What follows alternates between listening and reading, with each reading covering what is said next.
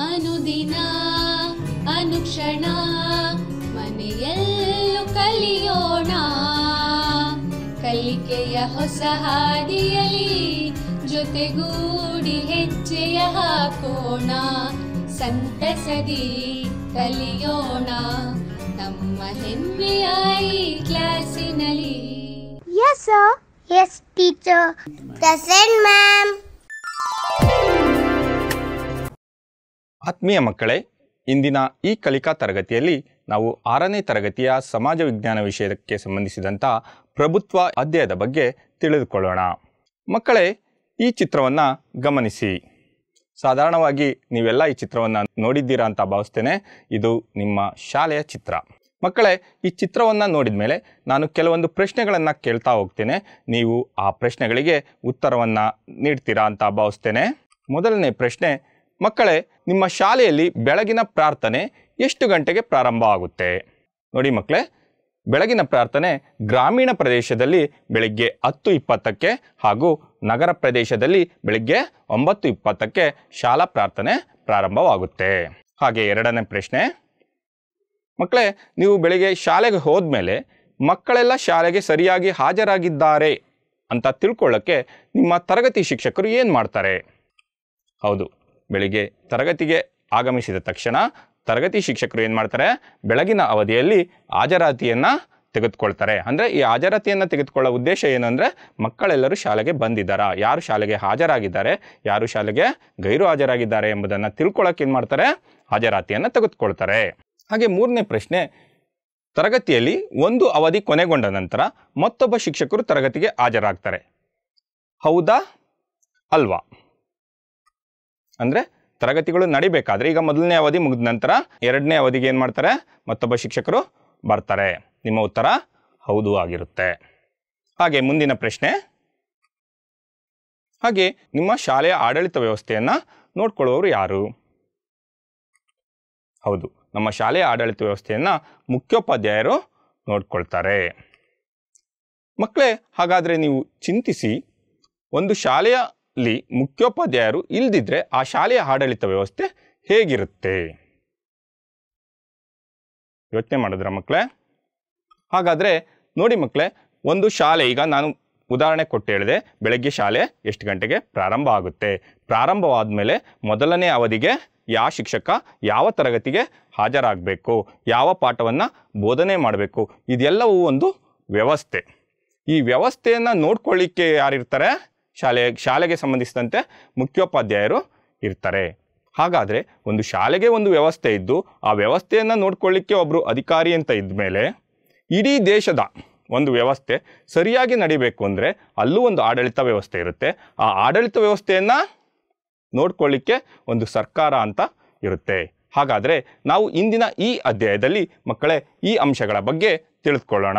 ಪ್ರಭುತ್ವದ ಅರ್ಥವನ್ನು ತಿಳಿದುಕೊಳ್ಳೋದು, ಹಾಗೆ ಪ್ರಭುತ್ವದ ವಿಧಗಳನ್ನು ತಿಳಿಯೋದು, ಹಾಗೆ ಪ್ರಜಾಪ್ರಭುತ್ವ ಸರ್ಕಾರದ ಬಗ್ಗೆ ಅರಿಯುವುದು, ಹಾಗೆ ಸರ್ವಾಧಿಕಾರಿ ಸರ್ಕಾರ ಹಾಗೂ ಸಮತಾವಾದಿ ಸರ್ಕಾರದ ಬಗ್ಗೆ ತಿಳಿದುಕೊಳ್ಳೋಣ. ಹಾಗೆ ಈ ಮೂರು ಸರ್ಕಾರಗಳ ನಡುವೆ ಇರುವಂಥ ವ್ಯತ್ಯಾಸವನ್ನು ಕುರಿತು ಈ ಅವಧಿಯಲ್ಲಿ ಅಧ್ಯಯನ ಮಾಡುವ.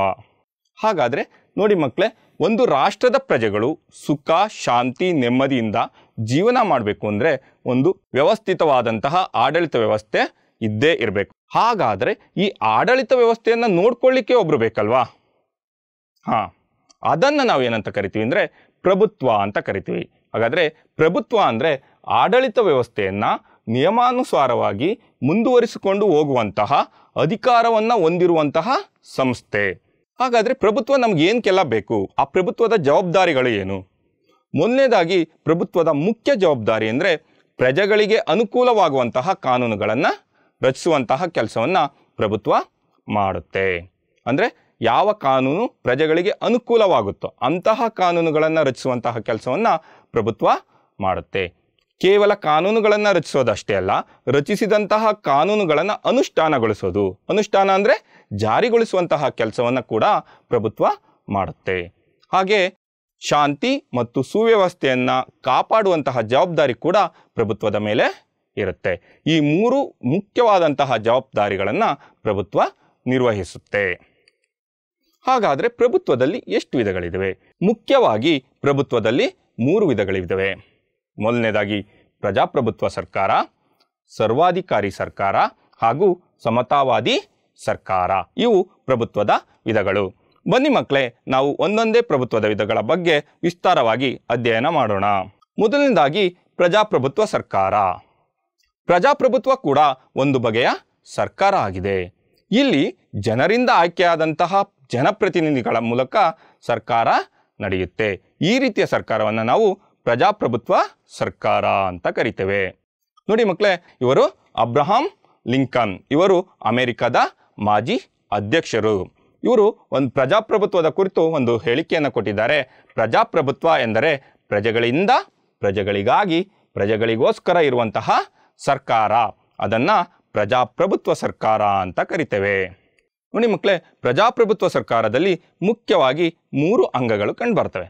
ಮೊದಲನೇದಾಗಿ ಶಾಸಕಾಂಗ, ಎರಡನೇದಾಗಿ ಕಾರ್ಯಾಂಗ ಹಾಗೂ ಮೂರನೇದಾಗಿ ನ್ಯಾಯಾಂಗ.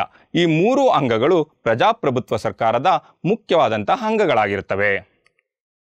ಶಾಸಕಾಂಗ ಅಂದರೆ ಏನು? ಜನರಿಂದ ಆಯ್ಕೆಯಾದಂತಹ ಜನಪ್ರತಿನಿಧಿಗಳನ್ನು ಹೊಂದಿರುವಂತಹ ಅಂಗ ಶಾಸಕಾಂಗ ಆಗಿರುತ್ತೆ. ಈ ಶಾಸಕಾಂಗ ಏನು ಮಾಡುತ್ತಪ್ಪ ಅಂದರೆ ಜನರಿಗೆ ಅವಶ್ಯಕವಾದಂತಹ ಶಾಸನಗಳನ್ನು ರಚಿಸುವಂತಹ ಕಾರ್ಯವನ್ನು ಶಾಸಕಾಂಗ ಮಾಡುತ್ತೆ. ಎರಡನೇದಾಗಿ ಕಾರ್ಯಾಂಗ. ಏನು ಈ ಶಾಸಕಾಂಗ ಶಾಸನಗಳನ್ನು ರಚಿಸುತ್ತೆ, ಆ ರಚಿಸಿದಂತಹ ಕಾನೂನುಗಳನ್ನು ಅನುಷ್ಠಾನಗೊಳಿಸುವಂತಹ ಕಾರ್ಯವನ್ನು ಈ ಕಾರ್ಯಾಂಗ ಮಾಡುತ್ತೆ. ಕಾರ್ಯಾಂಗದ ಅಡಿಯಲ್ಲಿ ಅಧಿಕಾರಿಗಳು ಬರ್ತಾರೆ. ಮೂರನೇದಾಗಿ ನ್ಯಾಯಾಂಗ. ನ್ಯಾಯಾಂಗವು ನ್ಯಾಯಿಕ ವಿಷಯಗಳಿಗೆ ಸಂಬಂಧಿಸಿದಂತೆ ಕಾರ್ಯವನ್ನು ನಿರ್ವಹಿಸುತ್ತೆ. ಅಂದರೆ ಯಾವುದೋ ವ್ಯಕ್ತಿಗಾಗ್ಬೋದು, ಯಾವುದೋ ಒಂದು ಸಂಸ್ಥೆಗಾಗ್ಬೋದು ಅನ್ಯಾಯ ಆಗ್ತಿದೆ ಎಂಬುದನ್ನು ಮನಗಂಡ್ರೆ ನಾವು ನ್ಯಾಯಾಂಗದ ಮೊರೆ ಹೋಗಬಹುದು. ಹಾಗಾದರೆ ಈ ಪ್ರಜಾಪ್ರಭುತ್ವದ ತತ್ವಗಳು ಏನು? ಮೊದಲನೇ ತತ್ವ ಅಂದರೆ ಸ್ವಾತಂತ್ರ್ಯ. ಸ್ವಾತಂತ್ರ್ಯ ಪ್ರಜಾಪ್ರಭುತ್ವದ ಜೀವಾಳ ಅಂತ ಕೂಡ ಹೇಳಬಹುದು. ಪ್ರಜಾಪ್ರಭುತ್ವದಲ್ಲಿ ಪ್ರಜೆಗಳು ಮುಕ್ತವಾಗಿ ತಮ್ಮ ಅಭಿಪ್ರಾಯಗಳನ್ನು ವ್ಯಕ್ತಪಡಿಸುವಂತಹ, ಸಭೆ ಸಮಾರಂಭಗಳಲ್ಲಿ ಭಾಗವಹಿಸುವಂತಹ, ಹಾಗೆ ಸರ್ಕಾರದಲ್ಲಿ ಭಾಗವಹಿಸುವಂತಹ ಮತ್ತು ದೇಶದ ಎಲ್ಲೆಡೆ ಎಲ್ಲಿ ಬೇಕಾದರೂ ಸಂಚರಿಸುವಂತಹ ಸ್ವಾತಂತ್ರ್ಯವನ್ನು ಪ್ರಜಾಪ್ರಭುತ್ವ ಆ ದೇಶದ ಪ್ರಜೆಗಳಿಗೆ ನೀಡಿರುತ್ತೆ. ಎರಡನೇದಾಗಿ ಸಮಾನತೆ. ನೋಡಿ, ಪ್ರಜಾಪ್ರಭುತ್ವ ಸರ್ಕಾರದಲ್ಲಿ ಎಲ್ಲ ಪ್ರಜೆಗಳು ಸಮಾನವಾದಂತಹ ಸ್ಥಾನಮಾನವನ್ನು ಹೊಂದಿರುತ್ತಾರೆ ಎಂಬ ಒಂದು ತತ್ವವನ್ನು ಅಳವಡಿಸಿಕೊಂಡಿರ್ತಾರೆ. ಆ ಪ್ರಜಾಪ್ರಭುತ್ವ ಸರ್ಕಾರದಲ್ಲಿ ಅಲ್ಲಿರುವಂತಹ ಪ್ರತಿಯೊಬ್ಬ ಪ್ರಜೆಗಳು ಎಲ್ಲರಿಗೂ, ಅವರು ಬಡವ ಆಗಿರ್ಬೋದು, ಶ್ರೀಮಂತ ಆಗಿರ್ಬೋದು, ಯಾವುದೇ ಧರ್ಮ ಜಾತಿಗೆ ಸೇರಿದಂತಹ ವ್ಯಕ್ತಿ ಆಗಿರ್ಬೋದು, ಅವರೆಲ್ಲರೂ ಕೂಡ ಸಮಾನವಾದಂತಹ ಅವಕಾಶಗಳನ್ನು ಪಡೆಯಬೇಕು ಎಂಬ ಒಂದು ಆಶಯವನ್ನು ಪ್ರಜಾಪ್ರಭುತ್ವ ಸರ್ಕಾರ ಹೊಂದಿರುತ್ತೆ. ಹಾಗೆ ಭ್ರಾತೃತ್ವ. ಭ್ರಾತೃತ್ವ ಏನು ಹೇಳುತ್ತಪ್ಪ ಅಂದರೆ ಒಂದು ರಾಷ್ಟ್ರದಲ್ಲಿ ಪ್ರಾದೇಶಿಕವಾಗಿ ಭಿನ್ನತೆ ಇರ್ಬೋದು, ಭಾಷೆಯಲ್ಲಿ ಭಿನ್ನತೆ ಇರ್ಬೋದು, ಧರ್ಮದಲ್ಲಿ ಭಿನ್ನತೆ ಇರ್ಬೋದು. ಆದರೆ ದೇಶದ ವಿಷಯಕ್ಕೆ ಬಂದಾಗ ಎಲ್ಲ ಭಿನ್ನತೆಗಳನ್ನು ಬದಿಗೊತ್ತಿ ನಾವೆಲ್ಲರೂ ಒಂದೇ ಎನ್ನುವ ಒಂದು ಭಾವನೆಯನ್ನು ಹೊಂದಿರ್ತೀವಲ್ಲ, ಅದನ್ನು ನಾವು ಭ್ರಾತೃತ್ವ ಅಂತ ಕರಿತೇವೆ. ಈ ಭ್ರಾತೃತ್ವ ಮನೋಭಾವವನ್ನು ಪ್ರಜಾಪ್ರಭುತ್ವ ಪ್ರೋತ್ಸಾಹಿಸುತ್ತೆ. ಹಾಗೆ ಜನತೆಯ ಕಲ್ಯಾಣ. ನೋಡಿ ಮಕ್ಕಳೇ, ಪ್ರಜಾಪ್ರಭುತ್ವದ ಒಂದು ಮುಖ್ಯವಾದಂಥ ಆಶಯ, ಗುರಿ, ಅಸ್ತ್ರ ಅಂತ ಕೂಡ ಈ ಜನತೆಯ ಕಲ್ಯಾಣವನ್ನು ನಾವು ವಿಶ್ಲೇಷಿಸ್ಬೋದು. ಪ್ರಜಾಪ್ರಭುತ್ವ ಜನತೆಯ ಕಲ್ಯಾಣಕ್ಕೆ ಹೆಚ್ಚು ಒತ್ತನ್ನು ಕೊಡುತ್ತೆ. ಒಬ್ಬ ತನ್ನ ರಾಷ್ಟ್ರದ ಪ್ರಜೆಗಳು ರಾಜಕೀಯವಾಗಿ, ಆರ್ಥಿಕವಾಗಿ ಹಾಗೂ ಸಾಮಾಜಿಕ ಕ್ಷೇತ್ರಗಳಲ್ಲಿ ಪ್ರಗತಿಯನ್ನು ಸಾಧಿಸಬೇಕು. ಈ ಮೂಲಕ ಸುಖಿ ರಾಜ್ಯವನ್ನು ನಿರ್ಮಾಣ ಮಾಡಬೇಕು ಎಂಬುದು ಪ್ರಜಾಪ್ರಭುತ್ವದ ಮುಖ್ಯ ಗುರಿಯಾಗಿರುತ್ತೆ. ಪ್ರಜಾಪ್ರಭುತ್ವ ಜನತೆಯ ಸರ್ಕಾರ. ಹೌದು, ಆ ಪದವೇ ಹೇಳುವಂತೆ ಪ್ರಜಾಪ್ರಭುತ್ವ. ಪ್ರಜಾಪ್ರಭುತ್ವದಲ್ಲಿ ಪ್ರಜೆಯೇ ಪ್ರಭುವಾಗಿರುತ್ತಾರೆ. ನೋಡಿ, ಪ್ರಜಾಪ್ರಭುತ್ವ ಜನತೆಯ ಸರ್ಕಾರ ಆಗಿರುತ್ತೆ. ಇಲ್ಲಿ ಏನಾಗುತ್ತೆ, ಪ್ರಜಾಪ್ರಭುತ್ವದಲ್ಲಿ ಕಾಲ ಕಾಲಕ್ಕೆ ಚುನಾವಣೆಗಳು ನಡೀತವೆ. ಅಂದರೆ ಈಗ ಪ್ರತಿ 5 ವರ್ಷಕ್ಕೊಮ್ಮೆ ಸಾರ್ವತ್ರಿಕ ಚುನಾವಣೆಗಳು ನಡೀತವೆ. ಈ ಚುನಾವಣೆಯಲ್ಲಿ ಪ್ರಜೆಗಳಿಂದ ಆಯ್ಕೆಯಾದಂತಹ ಪ್ರಜಾಪ್ರತಿನಿಧಿಗಳು ಏನು ಮಾಡ್ತಾರೆ, ಆಡಳಿತವನ್ನು ನಡೆಸ್ತಾರೆ. ಹಾಗಾಗಿ ನಾವೇ ಆಯ್ಕೆ ಮಾಡೋದ್ರಿಂದ ನಮ್ಮನ್ನು ಪ್ರತಿನಿಧಿಸುವಂಥ ಪ್ರಜಾಪ್ರತಿನಿಧಿ ಯಾರಾಗಿರ್ತಾರೆ, ಪ್ರಜೆಗಳಿಂದ ಆಯ್ಕೆಯಾದವರೇ ಆಗಿರ್ತಾರೆ.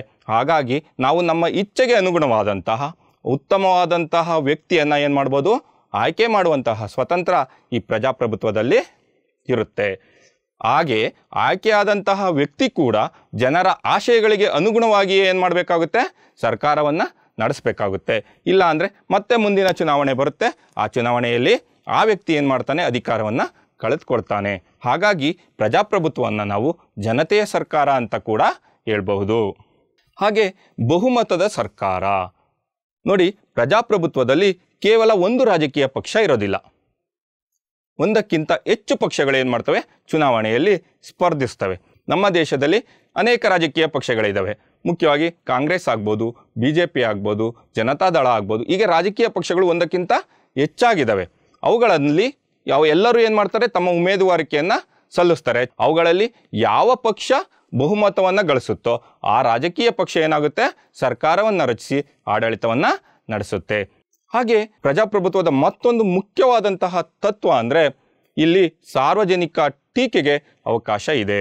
ಪ್ರಜಾಪ್ರಭುತ್ವದಲ್ಲಿ ವ್ಯಕ್ತಿಗಳಿಗೆ ಅಭಿವ್ಯಕ್ತಿ ಸ್ವಾತಂತ್ರ್ಯ ನೀಡಿದೆ. ಆ ಮೂಲಕ ಯಾವುದೇ ಒಂದು ಸರ್ಕಾರದ ನೀತಿ ನಿಯಮ ಆಗ್ಬೋದು, ಕಾರ್ಯಗಳನ್ನು ವಿಮರ್ಶೆ ಮಾಡುವಂತಹ ಅಥವಾ ಟೀಕಿಸುವಂತಹ ಹಕ್ಕನ್ನು ಪ್ರಜೆಗಳಿಗೆ ಕೊಟ್ಟಿರ್ತಾರೆ. ಹಾಗಾಗಿ ಪ್ರಜಾಪ್ರಭುತ್ವದಲ್ಲಿ ಏನಾಗುತ್ತೆ ಅಂದರೆ ಸಾರ್ವಜನಿಕರ ಅಭಿಪ್ರಾಯಕ್ಕೆ ಮನ್ನಣೆ ದೊರೆಯುತ್ತೆ. ಹಾಗೆ ಅಧಿಕಾರ ವಿಕೇಂದ್ರೀಕರಣ. ಪ್ರಜಾಪ್ರಭುತ್ವದಲ್ಲಿ ಅಧಿಕಾರ ಕೇವಲ ಒಬ್ಬ ವ್ಯಕ್ತಿಯ ಅಥವಾ ಒಂದು ಸಂಘದಲ್ಲಿಯೋ ಕೇಂದ್ರೀಕೃತವಾಗಿರಲ್ಲ, ಅಧಿಕಾರ ವಿಕೇಂದ್ರೀಕೃತವಾಗಿರುತ್ತೆ. ಈ ಅಧಿಕಾರ ವಿಕೇಂದ್ರೀಕರಣ ಕೂಡ ಪ್ರಜಾಪ್ರಭುತ್ವದ ಮುಖ್ಯ ತತ್ವವಾಗಿದೆ. ನಮ್ಮಲ್ಲಿ ಬಂದಾಗ ಇಲ್ಲಿ ಅಧಿಕಾರ ಕೇಂದ್ರ, ರಾಜ್ಯ ಹಾಗೂ ಸ್ಥಳೀಯ ಸರ್ಕಾರಗಳಲ್ಲಿ ಹಂಚಿಕೆಯಾಗಿರುತ್ತೆ. ನೋಡಿ ಮಕ್ಕಳೇ, ಅಧಿಕಾರ ಕೇಂದ್ರೀಕರಣ ಆದರೆ ಒಬ್ಬ ವ್ಯಕ್ತಿಗೆ ಅಧಿಕಾರ ದೊರೀತಾ ಹೋಗುತ್ತೆ ಅಥವಾ ಒಂದು ಮನೆತನಕ್ಕೆ ಅಧಿಕಾರ ದೊರೀತಾ ಹೋಗುತ್ತೆ. ಆದರೆ ಅಧಿಕಾರ ವಿಕೇಂದ್ರೀಕರಣ ಆಗೋದ್ರಿಂದ ಪ್ರಜೆಗಳ ಅಭಿಪ್ರಾಯಕ್ಕೆ ಏನಾಗುತ್ತೆ, ಮನ್ನಣೆ ದೊರೆಯುತ್ತೆ ಹಾಗೂ ಅಧಿಕಾರ ತಳಮಟ್ಟಕ್ಕೂ ಕೂಡ ಬರುತ್ತೆ. ಹಾಗೆ ವಯಸ್ಕ ಮತದಾನ ಪದ್ಧತಿ ನೋಡಿ, ಪ್ರಜಾಪ್ರಭುತ್ವದಲ್ಲಿ ಪ್ರಜೆಗಳಿಗಿರುವಂತಹ ಒಂದು ಮೂಲ ಅಸ್ತ್ರ ಅಂತ ನಾವು ಈ ಮತದಾನ ಪದ್ಧತಿಯನ್ನು ವಿಶ್ಲೇಷಿಸ್ಬೋದು. ಪ್ರಜಾಪ್ರಭುತ್ವ ವ್ಯವಸ್ಥೆಯಲ್ಲಿ ನಮಗೆ ಇಷ್ಟ ಬಂದಂತಹ ವ್ಯಕ್ತಿಗಳನ್ನು ಆಯ್ಕೆ ಮಾಡುವಂತಹ ಅಧಿಕಾರವನ್ನು ಹೊಂದಿದ್ದೇವೆ. ಆದರೆ ಆ ಆಯ್ಕೆ ಮಾಡಲಿಕ್ಕಿರುವಂತಹ ಅಸ್ತ್ರ ಯಾವುದು ಅಂದರೆ ಮತದಾನ. ಪ್ರಜಾಪ್ರಭುತ್ವದಲ್ಲಿ ಈ ಚುನಾವಣೆಗಳು ಬಂದಂತಹ ಸಂದರ್ಭದಲ್ಲಿ ಮತದಾನ ಮಾಡಬೇಕಾದ್ರೆ ತುಂಬ ವಿವೇಚನೆಯಿಂದ ಆಲೋಚಿಸಿ ನಮ್ಮ ಆಶೋತ್ತರಿಗಳಿಗೆ ಸ್ಪಂದಿಸುವಂತಹ ವ್ಯಕ್ತಿಯನ್ನು ಆಯ್ಕೆ ಮಾಡುವಂತಹ ಅಧಿಕಾರ ನಮಗೆ ಇರುತ್ತೆ, ಅಂದರೆ ಪ್ರಜೆಗಳಿಗೆ ಇರುತ್ತೆ. ಹಾಗಾಗಿ ಆ 18 ವರ್ಷಕ್ಕಿಂತ ಮೇಲ್ಪಟ್ಟಂತಹ ಎಲ್ಲ ಪ್ರಜೆಗಳು ಮತದಾನದಲ್ಲಿ ಭಾಗವಹಿಸಬೇಕು. ಮತದಾನ ನಮ್ಮ ಹಕ್ಕು ಹಾಗೂ ಕರ್ತವ್ಯ ಕೂಡ ಹೌದು. ನಾವು ಪ್ರತಿಯೊಬ್ಬರು, ನಮ್ಮ ದೇಶದಲ್ಲಿರುವಂತಹ ಪ್ರತಿಯೊಬ್ಬ 18 ವರ್ಷ ವಯಸ್ಸು ತುಂಬಿದಂತಹ ಪ್ರತಿಯೊಬ್ಬ ವ್ಯಕ್ತಿಯು ಚುನಾವಣೆಯ ಸಂದರ್ಭದಲ್ಲಿ ಮತದಾನವನ್ನು ಮಾಡಲೇಬೇಕು. ಹಾಗೆ ಇದರಿಂದ ಏನಾಗುತ್ತೆ ಅಂದರೆ ನಮ್ಮ ಆಶೋತ್ತರಿಗಳಿಗೆ ಸ್ಪಂದಿಸುವಂತಹ ಒಬ್ಬ ಉತ್ತಮವಾದಂತಹ ಪ್ರಜಾಪ್ರತಿನಿಧಿಯನ್ನು ನಾವೇನು ಮಾಡ್ಬೋದು, ಆಯ್ಕೆ ಮಾಡ್ಕೊಳ್ಬಹುದು. ಆದರೆ ಇಂದಿನ ದಿನಗಳಲ್ಲಿ ಏನಾಗ್ತಿದೆ ಅಂದರೆ ಮತದಾನದ ಮಟ್ಟ ತುಂಬ ಕಡಿಮೆ ಆಗ್ತಿದೆ. ಇದು ತುಂಬ ನಿರಾಶಾದಾಯಕವಾದಂತಹ ವಿಷಯ. ಮಕ್ಕಳೇ, ನೀವೆಲ್ಲರೂ ಏನು ಮಾಡಬೇಕು, ಮತದಾನವನ್ನು ಪ್ರೋತ್ಸಾಹಿಸಬೇಕು. ಮತದಾನ ನಡೆಯುವಂಥ ದಿನ ಎಲ್ಲರೂ ಮತಗಟ್ಟೆಗಳಿಗೆ ಹೋಗಿ ಮತವನ್ನು ಚಲಾಯಿಸಬೇಕು. ಸರ್ಕಾರದ ಎರಡನೇ ವಿಧ ಅಂದರೆ ಸರ್ವಾಧಿಕಾರಿ ಸರ್ಕಾರ. ಸರ್ವಾಧಿಕಾರಿ ಸರ್ಕಾರವು ಪ್ರಜಾಪ್ರಭುತ್ವ ಸರ್ಕಾರಕ್ಕೆ ತದ್ವಿರುದ್ಧ ಅಂತ ಕೂಡ ಹೇಳ್ಬೋದು. ನೋಡಿ ಮಕ್ಕಳೇ, ಪ್ರಜಾಪ್ರಭುತ್ವದಲ್ಲಿ ಪ್ರಜೆಗಳು ಪ್ರಭುಗಳಾಗಿದ್ದು ತನ್ನ ಪ್ರತಿನಿಧಿಗಳನ್ನು ಆಯ್ಕೆ ಮಾಡುವಂತಹ ಸ್ವಾತಂತ್ರ್ಯವನ್ನು ಹೊಂದಿದರೆ, ಈ ಸರ್ವಾಧಿಕಾರಿ ಸರ್ಕಾರದಲ್ಲಿ ರಾಜ್ಯದ ಸಂಪೂರ್ಣ ಅಧಿಕಾರ ಒಬ್ಬ ವ್ಯಕ್ತಿ ಅಥವಾ ಒಂದು ಸಣ್ಣ ಗುಂಪಿನಲ್ಲಿ ಕೇಂದ್ರೀಕೃತವಾಗಿರುತ್ತೆ. ಯಾರ ಅಥವಾ ಯಾವುದೇ ಬಗೆಯ ನಿರ್ಬಂಧವಿಲ್ಲದ ಏಕ ವ್ಯಕ್ತಿಯ ಅಥವಾ ಒಂದು ಗುಂಪಿನ ಅಭಿಪ್ರಾಯವೇ ಸರ್ವಾಧಿಕಾರಿ ಸರ್ಕಾರದ ವ್ಯವಸ್ಥೆಯಾಗಿರುತ್ತೆ. ಹಾಗಾದರೆ ಸರ್ವಾಧಿಕಾರಿ ಸರ್ಕಾರದಲ್ಲಿ ಏನೆಲ್ಲ ಲಕ್ಷಣಗಳಿರ್ತವೆ ನೋಡಿ. ಪ್ರಜಾಪ್ರಭುತ್ವ ಸ್ವಾತಂತ್ರ್ಯವನ್ನು ಎತ್ತಿ ಹಿಡಿದರೆ ಸರ್ವಾಧಿಕಾರ ಸ್ವಾತಂತ್ರ್ಯವನ್ನು ವಿರೋಧಿಸುತ್ತೆ. ಅಂದರೆ ಸರ್ವಾಧಿಕಾರಿ ಆಡಳಿತದಲ್ಲಿ ಪ್ರಜೆಗಳಿಗೆ ಯಾವುದೇ ರೀತಿಯ ಸ್ವಾತಂತ್ರ್ಯ ಇರೋದಿಲ್ಲ. ಅಲ್ಲಿ ಸರ್ವಾಧಿಕಾರಿ ತನ್ನ ಇಚ್ಛೆಯಂತೆ ಆಡಳಿತವನ್ನು ನಡೆಸ್ತಾರೆ. ಅವರ ಇಚ್ಛೆಗೆ ಯಾವ ಪ್ರಜೆಗಳು ಏನು ಮಾಡುವಂತಿಲ್ಲ, ವಿರೋಧವನ್ನು ವ್ಯಕ್ತಪಡಿಸುವಂತಿಲ್ಲ. ಹಾಗೆ ನ್ಯಾಯ, ಧರ್ಮ, ಆರ್ಥಿಕತೆ ಹಾಗೂ ಸಾಮಾಜಿಕ ರೀತಿ ನೀತಿಗಳು ಎಲ್ಲ ಪ್ರಭುವಿನ ಆಜ್ಞೆಯಂತೆಯೇ ನಿರ್ಧಾರ ಆಗ್ತವೆ. ಪ್ರಭು ಏನು ನಿರ್ಧರಿಸ್ತಾನೋ ಅದೇ ಏನಾಗಿರುತ್ತೆ, ನ್ಯಾಯ ಆಗಿರುತ್ತೆ, ಅದೇ ಧರ್ಮ ಆಗಿರುತ್ತೆ. ಪ್ರಭುವಿನ ಆಜ್ಞೆಯನ್ನು ಪ್ರಶ್ನಿಸುವಂತಹ, ವಿರೋಧಿಸುವಂತಹ ಅಧಿಕಾರ ಪ್ರಜೆಗಳಿಗೆ ಇರೋದಿಲ್ಲ. ಹಾಗೆ ಜನರ ಬೇಡಿಕೆಗಳನ್ನು, ಆಶೋತ್ತರಗಳನ್ನು ಈಡೇರಿಸಬೇಕು ಅಂತ ಯಾವುದೇ ಕಾನೂನುಗಳಿಲ್ಲ. ಸರ್ವಾಧಿಕಾರಿ ಸರ್ಕಾರದಲ್ಲಿ ಜನರ ಬೇಡಿಕೆ ಆಗ್ಬೋದು, ಆಶೋತ್ತರಗಳಾಗ್ಬೋದು, ಅವುಗಳನ್ನು ಈಡೇರಿಸಬೇಕು ಅಂತ ಯಾವುದೇ ಕಾನೂನುಗಳು ಇರೋದಿಲ್ಲ. ಇಲ್ಲಿ ನ್ಯಾಯ ಅನ್ಯಾಯಗಳ ತೀರ್ಮಾನಗಳಲ್ಲಿ ಏನು ಸರ್ವಾಧಿಕಾರಿ ತೀರ್ಮಾನವನ್ನು ತೆಗೆದುಕೊಳ್ತಾನೋ ಆ ತೀರ್ಮಾನವೇನಾಗಿರುತ್ತೆ, ಅಂತಿಮ ಆಗಿರುತ್ತೆ.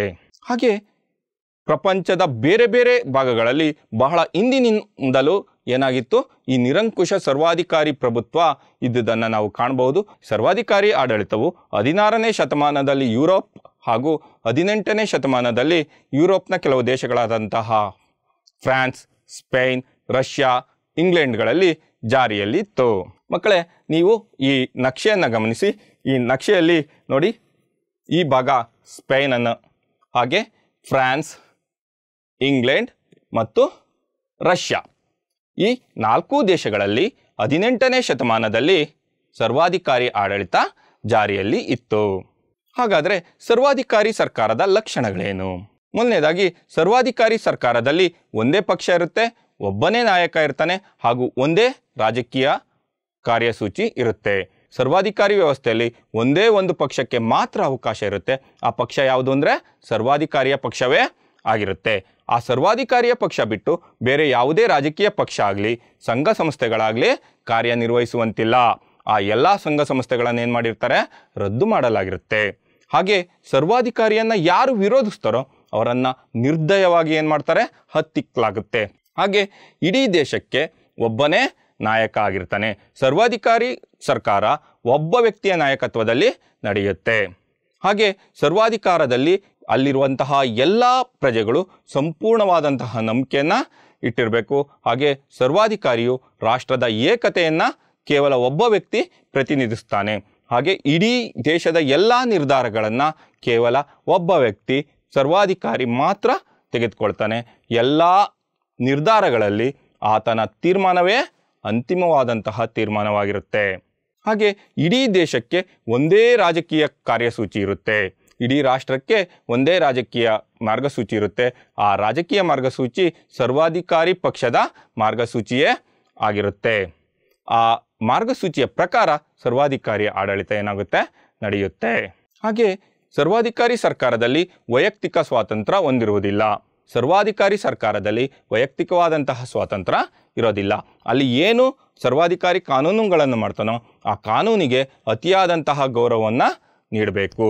ಹಾಗೆ ಯಾವುದೇ ಅಭಿವ್ಯಕ್ತಿ ಸ್ವಾತಂತ್ರ್ಯ ಆಗ್ಬೋದು, ಸಭೆ ಸಮಾರಂಭಗಳನ್ನು ಕರೆಯುವಂತಹ ಅಥವಾ ಸಂಘ ಸಂಸ್ಥೆಗಳನ್ನು ಕಟ್ಟಿಕೊಳ್ಳುವಂತಹ ಸ್ವಾತಂತ್ರ್ಯ ಇರುವುದಿಲ್ಲ.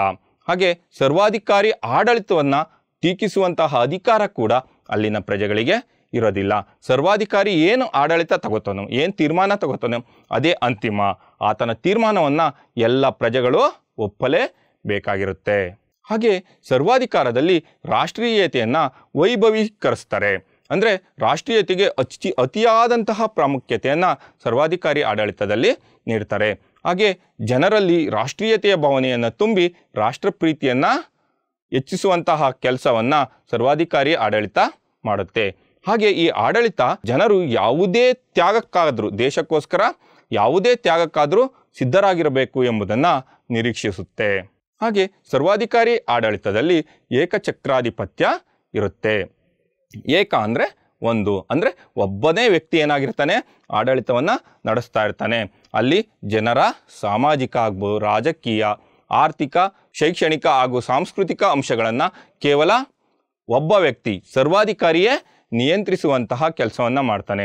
ಹಾಗೆ ರಾಷ್ಟ್ರದ ವಿರುದ್ಧ ಯಾವುದೂ ಇರುವಂತಿಲ್ಲ, ಯಾರು ಧ್ವನಿ ಎತ್ತುವಂತಿಲ್ಲ, ಎಲ್ಲವೂ ಕೂಡ ರಾಷ್ಟ್ರದ ಪರವಾಗಿಯೇ ಇರುತ್ತೆ.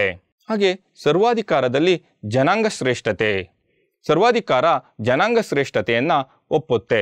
ಅಂದರೆ ಜಗತ್ತಿನಲ್ಲಿರುವಂತಹ ಎಲ್ಲ ರಾಷ್ಟ್ರಗಳಿಗಿಂತ, ಎಲ್ಲ ಜನಗಳಿಗಿಂತ ತಮ್ಮ ಜನಾಂಗವೇ ಶ್ರೇಷ್ಠ ಅಂತ ಸರ್ವಾಧಿಕಾರ ನಂಬುತ್ತೆ. ಈಗ ಉದಾಹರಣೆಗೆ ಹಿಟ್ಲರ್ ನೋಡಿ, ಹಿಟ್ಲರ್ ಜರ್ಮನಿಯವರು ಜಗತ್ತಿನ ಎಲ್ಲ ರಾಷ್ಟ್ರಗಳಿಗಿಂತ ಶ್ರೇಷ್ಠ ಅಂತ ನಂಬಿದ್ರು. ಸರ್ವಾಧಿಕಾರ ಪ್ರಜಾಪ್ರಭುತ್ವಕ್ಕೆ ವಿರುದ್ಧವಾದಂತಹ ವ್ಯವಸ್ಥೆ. ಈ ಸರ್ವಾಧಿಕಾರಿ ಆಡಳಿತ ಯಾವಾಗಲೂ ಪ್ರಜಾಪ್ರಭುತ್ವಕ್ಕೆ ವಿರುದ್ಧವಾದಂತಹ ವ್ಯವಸ್ಥೆ ಆಗಿರುತ್ತೆ. ಇದರಿಂದ ನಿಮಗೆ ಗೊತ್ತಿರ್ಬೋದು ಅಂತ ಭಾವಿಸ್ತೇನೆ ಮಕ್ಕಳೇ, 2ನೇ ಮಹಾಯುದ್ಧ ನಡೀತಲ್ಲ, ಇದಕ್ಕೆ ಮೂಲ ಕಾರಣ ಅಂದರೆ ಈ ಸರ್ವಾಧಿಕಾರಿ ಆಡಳಿತ. ಆದ ಕಾರಣ ಏನಾಗ್ತಾ ಇದೆ ಅಂದರೆ ಆಧುನಿಕ ಕಾಲದಲ್ಲಿ ಬಹುತೇಕ ಎಲ್ಲ ರಾಷ್ಟ್ರಗಳು ಪ್ರಜಾಪ್ರಭುತ್ವವನ್ನು ಅಳವಡಿಸ್ಕೊಳ್ತಿದ್ದೇವೆ. ಕೊನೆಯದಾಗಿ ಸಮತಾವಾದಿ ಸರ್ಕಾರ ನೋಡಿ, ಸಮಾಜದಲ್ಲಿರುವಂತಹ ಉತ್ಪಾದನೆ ಮೂಲಗಳು, ಭೂಮಿ ಆಗ್ಬೋದು, ಕಾರ್ಮಿಕರ ಶ್ರಮ ಆಗ್ಬೋದು ಅಥವಾ ಬಂಡವಾಳ ಆಗ್ಬೋದು, ಇವೆಲ್ಲವೂ ಸಮುದಾಯಕ್ಕೆ ಸೇರಿದ್ದು ಅಂತ ಒಂದು ಸಿದ್ಧಾಂತವನ್ನು ಹೊಂದಿರುವಂತಹ ಸರ್ಕಾರ ಸಮತಾವಾದಿ ಸರ್ಕಾರ. ಇಲ್ಲಿ ಪ್ರತಿಯೊಬ್ಬ ವ್ಯಕ್ತಿಯು ತನ್ನ ಶಕ್ತಿಗೆ ಅನುಸಾರವಾಗಿ ದುಡಿದು ತನ್ನ ಅವಶ್ಯಕತೆಗೆ ಅನುಗುಣವಾಗಿ ಪಡಿಬೇಕು ಎಂಬುದನ್ನು ಪ್ರತಿಪಾದಿಸುವಂತಹ ವ್ಯವಸ್ಥೆ. ಈಗ ಇಲ್ಲಿ ಯಾವುದೇ ಒಂದು ಆಸ್ತಿ ಆಗ್ಬೋದು, ಯಾವುದೇ ಒಂದು ಸಂಪತ್ತಾಗ್ಬೋದು, ಒಬ್ಬ ವ್ಯಕ್ತಿಗೆ ಸೇರಿದ್ದಲ್ಲ. ಸಮಾಜದಲ್ಲಿರುವಂತಹ ಎಲ್ಲ ಉತ್ಪಾದನೆಯ ಮೂಲಗಳು, ಭೂಮಿ ಆಗ್ಬೋದು, ಶ್ರಮ ಆಗ್ಬೋದು, ಬಂಡವಾಳ ಆಗ್ಬೋದು, ಅದು ಇಡೀ ಸಮುದಾಯಕ್ಕೆ ಸೇರಿದ್ದು. ಸಮುದಾಯಕ್ಕೆ ಸೇರಿದ ನಂತರ ಸಮುದಾಯದಲ್ಲಿರುವಂತಹ ಎಲ್ಲ ವ್ಯಕ್ತಿಗಳು ತಮ್ಮ ಶಕ್ತಿಗೆ ಏನು ಆಗುತ್ತೋ ಆ ಶಕ್ತಿಗೆ ಅನುಗುಣವಾಗಿ ಏನು ಮಾಡಬೇಕು? ದುಡಿಮೆ ಮಾಡಬೇಕು. ಹಾಗೂ ತನ್ನ ಅವಶ್ಯಕತೆ ಎಷ್ಟೋ ಅಷ್ಟನ್ನು ಏನು ಮಾಡಬೇಕು? ಪಡಿಬೇಕು. ಈ ಅಂಶವನ್ನು ಪ್ರತಿಪಾದಿಸುವಂತಹ ವ್ಯವಸ್ಥೆ ಸಮತಾವಾದಿ ಸರ್ಕಾರ. ಹಾಗಾದರೆ ಸಮತಾವಾದಿ ಸರ್ಕಾರದಲ್ಲಿ ನಾವು ಕ್ರಾಂತಿಕಾರಿ ಬದಲಾವಣೆಗಳನ್ನು ನಿರೀಕ್ಷಿಸ್ಬೋದು. ಹೌದು, ಸಮತಾವಾದಿ ವ್ಯವಸ್ಥೆ ಸಮಾಜದ ಬದಲಾವಣೆಯನ್ನು ಕ್ಷಿಪ್ರಗತಿಯಲ್ಲಿ ಮಾಡುತ್ತೆ. ಇಲ್ಲಿ ಪ್ರತಿಯೊಬ್ಬರಿಗೂ ಸಮನಾದಂತಹ ರಾಜಕೀಯ, ಆರ್ಥಿಕ ಹಾಗೂ ಸಾಮಾಜಿಕ ಅವಕಾಶಗಳು ಲಭಿಸ್ತವೆ. ಹಾಗೆ ಎಲ್ಲರೂ ಸುಖ, ಸಮಾನತೆ ಹಾಗೂ ಸಂತೋಷದಿಂದ ಏನು ಮಾಡ್ಬೋದು? ಜೀವನವನ್ನು ನಡೆಸ್ಬೋದು. ಈ ಸಮತಾವಾದವು ಮಾನವ ಪರವಾದಂತಹ ಒಂದು ಸರ್ಕಾರಿ ವ್ಯವಸ್ಥೆಯಾಗಿರುತ್ತೆ. ಸಮತಾವಾದಿ ಸರ್ಕಾರದ ವ್ಯವಸ್ಥೆಯಲ್ಲಿ ಇರುವಂತಹ ಪ್ರತಿಯೊಬ್ಬ ಪ್ರಜೆ ಏನು ಒಂದೇ. ಇಲ್ಲಿ ಶ್ರೀಮಂತ ಆಗ್ಬೋದು, ಬಡವ ಆಗ್ಬೋದು, ಮೇಲಾಗ್ಬೋದು, ಕೀಳಾಗ್ಬೋದು, ಯಾವುದೇ ಭೇದ ಭಾವ ಇರೋದಿಲ್ಲ, ಯಾವುದೇ ಶೋಷಣೆ ಇರೋದಿಲ್ಲ. ಹಾಗೆ ಯಾವುದೇ ಒಬ್ಬ ವ್ಯಕ್ತಿ ಖಾಸಗಿಯಾಗಿ ಆಸ್ತಿಯನ್ನು ಹೊಂದುವಂತಹ ಅವಕಾಶವೇ ಇರೋದಿಲ್ಲ. ಎಲ್ಲ ಆಸ್ತಿ ಏನಾಗಿರುತ್ತೆ? ಸಮುದಾಯಕ್ಕೆ ಸೇರಿರುತ್ತೆ. ಎಲ್ಲರೂ ದುಡಿಮೆಯನ್ನು ಒಟ್ಟಿಗೆ ಮಾಡಬೇಕು, ಬಂದಂತಹ ಆದಾಯವನ್ನು ಒಟ್ಟಿಗೆ ಪಡಿಬೇಕು. ಒಂದು ವ್ಯವಸ್ಥೆಯನ್ನು, ಒಂದು ಅಂಶವನ್ನು ಎತ್ತಿಡಿಯುತ್ತೆ ಈ ಸಮತಾವಾದಿ ಸರ್ಕಾರ. ನೋಡಿ ಮಕ್ಕಳೇ, ಈ ಸಮತಾವಾದಿ ವ್ಯವಸ್ಥೆಯನ್ನು ಪ್ರತಿಪಾದಿಸಿದಂತಹ ವ್ಯಕ್ತಿ ಜರ್ಮನಿಯ ತತ್ವಜ್ಞಾನಿಯಾದಂತಹ ಕಾರ್ಲ್ ಮಾರ್ಕ್ಸ್ ರವರು. ಹಾಗಾದರೆ ಸಮತಾವಾದದ ಲಕ್ಷಣಗಳೇನು? ನಮ್ಮ ದೇಶದಲ್ಲಾಗ್ಬೋದು, ಇಲ್ಲೆಲ್ಲ ನನ್ನ ಮನೆ, ನನ್ನ ಆಸ್ತಿ, ಈ ರೀತಿ ಒಬ್ಬ ವೈಯಕ್ತಿಕವಾದಂತಹ ಖಾಸಗಿ ವ್ಯಕ್ತಿಗಳಿಗೆ ಸೇರಿದಂತಹ ಆಸ್ತಿ ಇರುತ್ತೆ. ಬಟ್ ಸಮತಾವಾದದ ಸರ್ಕಾರದಲ್ಲಿ ಆಸ್ತಿ ಯಾವಾಗಲೂ ಸಮುದಾಯದ ಕೈಯಲ್ಲಿರುತ್ತೆ. ಇಲ್ಲಿ ಉತ್ಪಾದನೆಗೆ ಬೇಕಾದಂತಹ ಭೂಮಿ, ಕಾರ್ಮಿಕ ಶ್ರಮ ಹಾಗೂ ಬಂಡವಾಳ ಯಾವುದೋ ಒಬ್ಬ ವ್ಯಕ್ತಿಯಲ್ಲಿದ್ದರೆ ಏನಾಗುತ್ತೆ ಅಂದರೆ ಆ ವ್ಯಕ್ತಿ ಏನು ಮಾಡ್ತಾನೆ? ಕೆಳಗೆ ಬರುವಂತಹ ವ್ಯಕ್ತಿಗಳನ್ನು ಶೋಷಣೆ ಮಾಡುತ್ತಾನೆ. ಅದು ಶೋಷಣೆಗೆ ದಾರಿ ಮಾಡಿಕೊಟ್ಟಂತಾಗುತ್ತೆ. ಹಾಗಾಗಿ ಏನು ಮಾಡುತ್ತಿದ್ದೋ? ಆಸ್ತಿ ಸಮುದಾಯದ ಕೈಯಲ್ಲಿ ಇರುವಂತಹ ವ್ಯವಸ್ಥೆ ಸಮತಾವಾದದ ವ್ಯವಸ್ಥೆಯಾಗಿರುತ್ತೆ. ಇಲ್ಲಿ ದೇಶದಲ್ಲಿರುವಂತಹ ಪ್ರತಿಯೊಬ್ಬ ಪ್ರಜೆ ತನ್ನ ಸಾಮರ್ಥ್ಯಕ್ಕೆ ತಕ್ಕಂತೆ ಏನು ಮಾಡಬೇಕು? ದುಡಿಬೇಕು. ಹಾಗೆ ತನ್ನ ಅವಶ್ಯಕತೆ ಎಷ್ಟಿದೆಯೋ ಅಷ್ಟನ್ನು ಪಡಿಬೇಕು. ಈ ತತ್ವವನ್ನು ಸಮತಾವಾದ ಪ್ರತಿಪಾದಿಸುತ್ತೆ. ಈ ಸಮತಾವಾದದಲ್ಲಿ ಪ್ರತಿಯೊಬ್ಬ ಪ್ರಜೆಯು ಎಲ್ಲ ರೀತಿಯಿಂದಲೂ ಸಮಾನರಾಗಿರ್ತಾರೆ. ಒಂದು ಜಾತಿ ಆಗ್ಬೋದು, ಧರ್ಮ ಆಗ್ಬೋದು, ಬಣ್ಣ ಆಗ್ಬೋದು, ಹಾಗೂ ವರ್ಗ, ಈ ರೀತಿಯ ಯಾವುದೇ ತಾರತಮ್ಯ ಮಾಡದೆ, ಯಾವುದೇ ಜಾತಿಯಾಗಿರಲಿ, ಯಾವುದೇ ಧರ್ಮ ಆಗಿರಲಿ, ಯಾವುದೇ ಬಣ್ಣವನ್ನು ಒಳಗೊಂಡಿರಲಿ, ಯಾವುದೇ ವರ್ಗಕ್ಕೆ ಸೇರಿರಲಿ, ಯಾವುದೇ ತಾರತಮ್ಯವನ್ನು ಮಾಡದೆ ಎಲ್ಲರೂ ಸಮಾನರು ಎಂಬ ಒಂದು ಅಂಶವನ್ನು ಈ ಸಮತಾವಾದ ಬಿಂಬಿಸುತ್ತೆ. ಹಾಗೆ ಸಮತಾವಾದಿ ಸರ್ಕಾರದಲ್ಲಿ ಯಾವುದೇ ವರ್ಗ ಇರಲ್ಲ, ವರ್ಗರಹಿತ ಸಮಾಜವಾಗಿರುತ್ತೆ. ನೋಡಿ, ನಮ್ಮ ಸಮಾಜದಲ್ಲೇ ಬನ್ನಿ, ಅಲ್ಲಿ ಶ್ರೀಮಂತ ವರ್ಗ, ಬಡವರ್ಗ, ಮೇಲ್ವರ್ಗ, ಕೆಳವರ್ಗ, ಈ ರೀತಿ ಅನೇಕ ವರ್ಗಗಳಿರ್ಬೋದು. ಆದರೆ ಸಮತಾವಾದ ಸರ್ಕಾರದಲ್ಲಿ ವರ್ಗರಹಿತ ಸಮಾಜ ಇರುತ್ತೆ. ಅಲ್ಲಿ ಬಡವ, ಶ್ರೀಮಂತ ಎಂಬ ವರ್ಗಗಳೇ ಇರೋದಿಲ್ಲ. ಹಾಗಾಗಿ ವರ್ಗರಹಿತ ಸಮಾಜವನ್ನು ನಿರ್ಮಾಣ ಮಾಡುವಂತಹ ಕೆಲಸವನ್ನು ಸಮತಾವಾದ ಮಾಡುತ್ತೆ. ಹಾಗಾದರೆ ಅಲ್ಲಿರುವಂತಹ ಒಂದೇ ವರ್ಗ ಅಂದರೆ ದುಡಿಯುವ ವರ್ಗ. ಈ ದುಡಿಯುವ ವರ್ಗ ಒಂದೇ ಇರಬೇಕು ಎಂಬುದು ಸಮತಾವಾದದ ತತ್ವವಾಗಿದೆ. ಸಮತಾವಾದಿ ಸರ್ಕಾರದಲ್ಲಿ ಕಾರ್ಮಿಕರಿಗೆ ಅಧಿಕಾರ ಇರುತ್ತೆ. ನೋಡಿ ಮಕ್ಕಳೇ, ಖಾಸಗಿ ಆಸ್ತಿ ಅಸ್ತಿತ್ವದಲ್ಲಿದ್ದರೆ ಆ ಕ್ರಮೇಣ ಆ ಲಾಭದ ಹೆಸರಲ್ಲಿ ಏನಾಗುತ್ತೆ? ಶೋಷಣೆ ನಡೆಯುತ್ತೆ. ಯಾವುದೋ ಒಬ್ಬ ವ್ಯಕ್ತಿಗೆ ಖಾಸಗಿಯಾಗಿ ಆಸ್ತಿಯನ್ನು ಹೆಚ್ಚು ಮಾಡ್ಕೊಳ್ತಾ ಹೋದರೆ ಅಲ್ಲಿ ವರ್ಗಗಳು ಸೃಷ್ಟಿಯಾಗ್ತವೆ. ಹಾಗಾಗಿ ಏನಾಗುತ್ತೆ?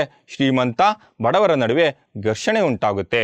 ಅಂತಿಮವಾಗಿ ಅಧಿಕಾರ ಹೆಚ್ಚಾಗಿರುವಂತಹ ಹೆಚ್ಚಿನ ಸಂಖ್ಯೆಯಲ್ಲಿರುವಂತಹ ಕಾರ್ಮಿಕರಿಗೆ ದೊರೆಯುತ್ತೆ. ಬನ್ನಿ ಮಕ್ಕಳೇ, ನಾವು ಇಲ್ಲಿಯ ತನಕ ಏನೆಲ್ಲ ತಿಳ್ಕೊಂಡೋ ಅವುಗಳನ್ನು ಕುರಿತು ಒಮ್ಮೆ ಪುನರ್ಮನನ ಮಾಡಿಕೊಳ್ಳೋಣ.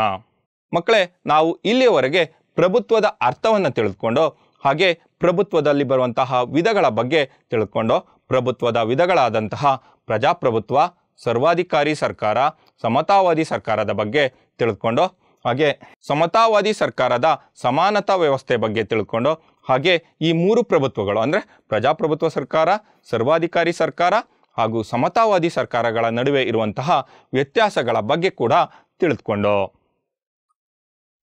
ಮಕ್ಕಳೇ, ನಾವು ಇಲ್ಲಿನವರೆಗೆ ತಿಳಿದುಕೊಂಡ ವಿಷಯಗಳ ಕುರಿತು ಒಮ್ಮೆ ಸ್ವಯಂ ಮೌಲ್ಯಮಾಪನವನ್ನು ಮಾಡಿಕೊಳ್ಳೋಣ. ಮೊದಲನೇ ಪ್ರಶ್ನೆ, ಪ್ರಜಾಪ್ರಭುತ್ವ ಸರ್ಕಾರದ 3 ಅಂಗಗಳು ಯಾವುವು? ಯೋಚನೆ ಮಾಡಿ ಮಕ್ಕಳೇ, ಪ್ರಜಾಪ್ರಭುತ್ವ ಸರ್ಕಾರದ 3 ಅಂಗಗಳು ಯಾವುವು? ನಿಮ್ಮ ಉತ್ತರ ಸರಿಯಾಗಿದೆ ಮಕ್ಕಳೇ. ಪ್ರಜಾಪ್ರಭುತ್ವ ಸರ್ಕಾರದ 3 ಅಂಗಗಳೆಂದರೆ ಶಾಸಕಾಂಗ, ಕಾರ್ಯಾಂಗ ಹಾಗೂ ನ್ಯಾಯಾಂಗ. ಎರಡನೇ ಪ್ರಶ್ನೆ, ಪ್ರಜಾಪ್ರಭುತ್ವವೆಂದರೆ ಪ್ರಜೆಗಳಿಂದ, ಪ್ರಜೆಗಳಿಗಾಗಿ, ಪ್ರಜೆಗಳಿಗೋಸ್ಕರ ಇರುವಂತಹ ಸರ್ಕಾರ ಎಂದು ತಿಳಿಸಿದವರು? Abraham Lincoln. ಇವರು ಅಮೆರಿಕದ ಮಾಜಿ ಅಧ್ಯಕ್ಷರು ಕೂಡ ಹೌದು. ರಾಜ್ಯದ ಸಂಪೂರ್ಣ ಅಧಿಕಾರ ಒಬ್ಬ ವ್ಯಕ್ತಿ ಅಥವಾ ಒಂದು ಸಣ್ಣ ಗುಂಪಿನಲ್ಲಿ ಕೇಂದ್ರೀಕೃತಗೊಂಡಿರುವಂತಹ ಸರ್ಕಾರ ಯಾವುದು? ಸರ್ವಾಧಿಕಾರಿ ಸರ್ಕಾರ. ಸರ್ವಾಧಿಕಾರಿ ಸರ್ಕಾರದಲ್ಲಿ ರಾಜ್ಯದ ಸಂಪೂರ್ಣ ಅಧಿಕಾರ ಏನಾಗಿರುತ್ತೆ? ಒಬ್ಬ ವ್ಯಕ್ತಿ ಅಥವಾ ಒಂದು ಸಣ್ಣ ಗುಂಪಿನಲ್ಲಿ ಕೇಂದ್ರೀಕೃತಗೊಂಡಿರುತ್ತೆ. ಮುಂದಿನ ಪ್ರಶ್ನೆ, ಏಕಚಕ್ರಾಧಿಪತ್ಯ ಲಕ್ಷಣ ಹೊಂದಿರುವಂತಹ ಸರ್ಕಾರ ಯಾವುದು? ಸರ್ವಾಧಿಕಾರಿ ಸರ್ಕಾರ. ಸರ್ವಾಧಿಕಾರಿ ಸರ್ಕಾರವು ಏಕಚಕ್ರಾಧಿಪತ್ಯ ಲಕ್ಷಣವನ್ನು ಹೊಂದಿರುತ್ತೆ. ಹಾಗೆ ಸಮಾಜದಲ್ಲಿರುವಂತಹ ಉತ್ಪಾದನೆಯ ಮೂಲಗಳು ಸಮುದಾಯಕ್ಕೆ ಸೇರಿದ್ದು ಎಂಬ ಒಂದು ಸಿದ್ಧಾಂತವನ್ನು ಹೊಂದಿರುವಂತಹ ಸರ್ಕಾರ, ಯೋಚನೆ ಮಾಡಿ ಮಕ್ಕಳೇ, ಸಮತಾವಾದಿ ಸರ್ಕಾರ. ಸಮತಾವಾದಿ ಸರ್ಕಾರವು ಸಮಾಜದಲ್ಲಿರುವಂತಹ ಉತ್ಪಾದನೆಯ ಮೂಲಗಳು ಸಮುದಾಯಕ್ಕೆ ಸೇರಿರಬೇಕು ಎಂಬ ಒಂದು ಸಿದ್ಧಾಂತವನ್ನು ಹೊಂದಿರುತ್ತವೆ. ಹಾಗೆ ಈ ಸಮತಾವಾದಿ ಸರ್ಕಾರವನ್ನು ಪ್ರತಿಪಾದಿಸಿದವರು ಯಾರು? ಕಾರ್ಲ್ ಮಾರ್ಕ್ಸ್ ಅವರು ಸಮತಾವಾದಿ ಸರ್ಕಾರವನ್ನು ಪ್ರತಿಪಾದಿಸಿದರು. ಗುಡ್ ಮಕ್ಕಳೇ, ಈಗ ನಾನು ಗೃಹ ಕಾರ್ಯವನ್ನು ಕೊಡ್ತೇನೆ. ನೀವೆಲ್ಲರೂ ಈ ಪ್ರಶ್ನೆಗಳನ್ನು ಬರೆದುಕೊಂಡು ಈ ಪ್ರಶ್ನೆಗಳಿಗೆ ಉತ್ತರವನ್ನು ಬರೆದು ನಿಮ್ಮ ತರಗತಿ ಶಿಕ್ಷಕರ ಬಳಿ ತೋರಿಸಬೇಕು. ಮಕ್ಕಳೇ, ಮೊದಲನೇ ಪ್ರಶ್ನೆ, ಪ್ರಜಾಪ್ರಭುತ್ವ ಸರ್ಕಾರದ 3 ಅಂಗಗಳು ಯಾವುವು? ಎರಡನೇ ಪ್ರಶ್ನೆ, ಪ್ರಜಾಪ್ರಭುತ್ವ ಸರ್ಕಾರದ ಲಕ್ಷಣಗಳನ್ನು ತಿಳಿಸಿ. ಸರ್ವಾಧಿಕಾರಿ ಸರ್ಕಾರ ಎಂದರೇನು? ಸರ್ವಾಧಿಕಾರಿ ಸರ್ಕಾರದ ಲಕ್ಷಣಗಳನ್ನು ತಿಳಿಸಿ.